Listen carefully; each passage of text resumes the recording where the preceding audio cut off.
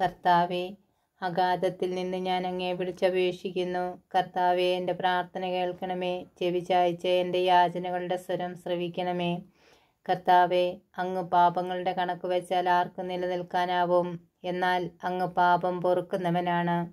അതുകൊണ്ട് ഞങ്ങൾ അങ്ങയുടെ മുൻപിൽ ഭയഭക്തികളോടെ നിൽക്കുന്നു. ഞാൻ കാത്തിരിക്കുന്നു. എൻ്റെ ആത്മാവ് കർത്താവിനെ കാത്തിരിക്കുന്നു. അവിടുത്തെ വാഗ്ദാനത്തിൽ ഞാൻ പ്രത്യാശ അർപ്പിക്കുന്നു. പ്രഭാതത്തിനു വേണ്ടി കാത്തിരിക്കുന്ന കാവൽക്കാരേക്കാൾ ആകാംക്ഷയോടെ ഞാൻ കർത്താവിനെ കാത്തിരിക്കുന്നു. പ്രഭാതത്തിനു വേണ്ടി കാത്തിരിക്കുന്ന കാവൽക്കാരേക്കാൾ ആകാംക്ഷയോടെ ഇസ്രയേൽ കർത്താവിനെ കാത്തിരിക്കട്ടെ. എന്തെന്നാൽ കർത്താവ് കാരുണ്യവാനാണ്. അവിടുന്ന് ഉദാരമായി രക്ഷ നൽകുന്നു. ഇസ്രയേലിനെ അവൻ്റെ അകൃത്യങ്ങളിൽ നിന്ന് അവിടുന്ന് മോചിപ്പിക്കുന്നു. സങ്കീർത്തനം 130. അഗാധത്തിൽ നിന്ന്.